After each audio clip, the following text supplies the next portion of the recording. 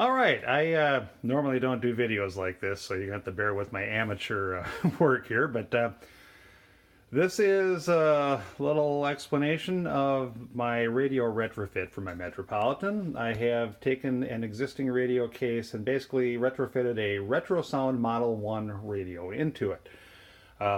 Excuse the mess here. This is actually the dashboard out of my parts car. The one in Winston does not look this bad. You will notice that I'm missing one of the knobs here. I do have the other knob.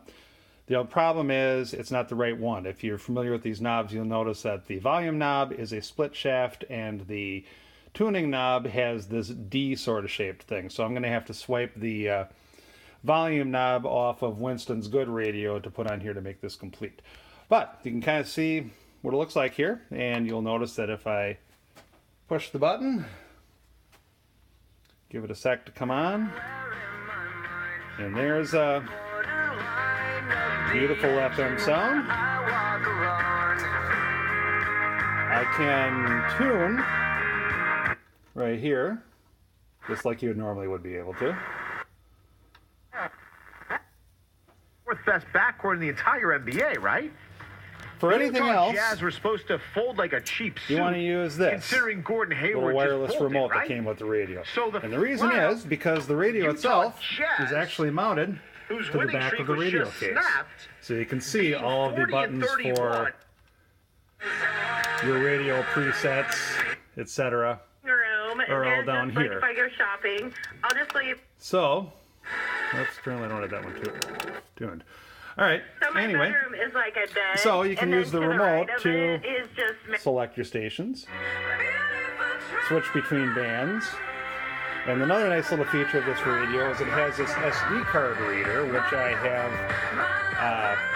several thousand songs on.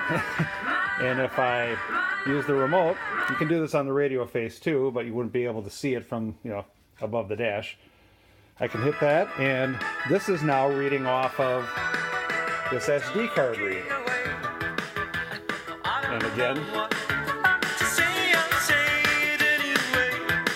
works just like the normal radio. The only difference is that instead of turning the knob to the left to turn it off, you just push in, and away you go, it's off.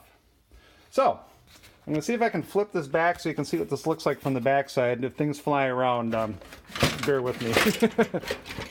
There we go. You can see here, this is the back side of the radio, and you have to excuse all the stuff that's still attached to the dashboard here. But basically what I did was I gutted everything out of the radio case, all the tubes and all the wires and everything. This radio was a piece of junk anyway. It did not work and did not even power up, so didn't see a reason to keep it. So I took all of that off and I put in a new speaker. It's a Pioneer speaker, which wasn't terribly expensive. I think I paid $35 for a pair, so I have a spare.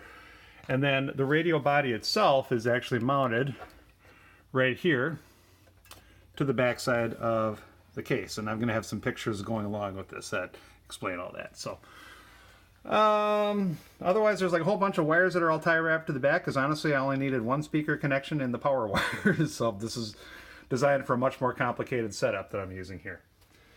But anyway, there you go. So now I just need to take this out of here and pop it into Winston, and I will be ready for summer. Thanks for watching.